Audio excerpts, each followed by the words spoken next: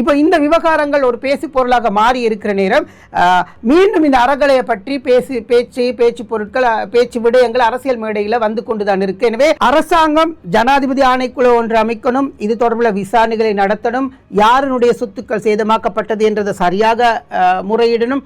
இந்த நிலைமைக்கு மக்களை தூண்டிவிட்டது யாரு? ஏற்கனவே மஹிந்த ராஜபக்சவினுடைய ஒரு கூட்டத்தில் சிலர் வெளியில வந்து நடத்தப்பட்ட சில தாக்குதல்களுக்கு பதில் தாக்குதல் தான் இதாக இருந்தது. ஆனால் அதை வந்து கையில் எடுத்தவங்க நாடு பூராகவும் எரிக்க தோங்கிட்டாங்க, நாடு பூராகவும் தாக்குதல் நடத்த தோங்கிட்டாங்க. அவ்வளவு பாராளுமன்ற உறுப்பினர்களுடைய வீடுகள் சொத்துக்கள் எல்லா இடங்களிலும் எரித்து சூறையாடப்பட்டு எல்லாம் நடந்துச்சு. அவர்களுடைய தனிப்பட்ட சொத்துக்கள் மீது தாக்குதல் நடத்தப்பட்டது. இப்போ இதையெல்லாம் கட்டுப்படுத்த முடியாமல் இருந்தது யார் அப்படின்ற ஒரு விஷயம் சொல்லணும். நாமல் ராஜபக்ஷ சொன்ன இன்னொரு விஷயம் தான் அந்த எங்கிருந்து நிதி வந்தது, ஃபண்ட் யார் பண்ணினாங்க, இந்த தேவைகளுக்கு ஃபண்டை யார் கொடுத்தாங்க அப்படின்றத வந்து ஆராயணும் அப்படின்னு சொல்லியிருக்கிறது. அதுவும் உண்மையான ஒரு விஷயம். அப்போ யாருக்குமே ஃபண்ட் இல்லாட்டி இந்த அறகலையில வந்து சிவில் சமூக அமைப்புகளையும் சார்ந்தவர்கள் பலர் இருந்தாங்க. ஆனா இன்னைக்கு அந்த சிவில் சமூக அமைப்புகளினுடைய நிலைமை என்ன?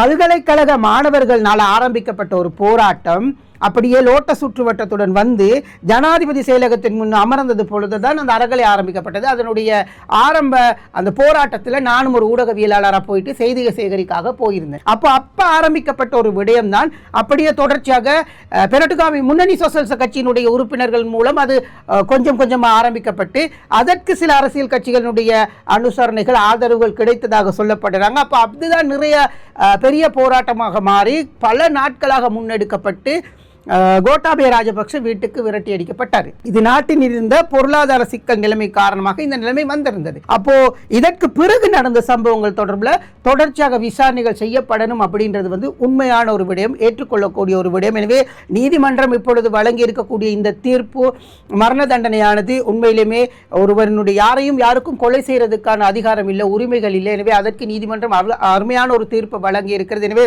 அது வரவேற்கத்தக்க ஒரு விடயம். அந்த தீர்ப்பை நாங்கள் எல்லோரும் நாட்டினுடைய குடிமக்களாக ஏற்றுக்கொள்கிறோம்.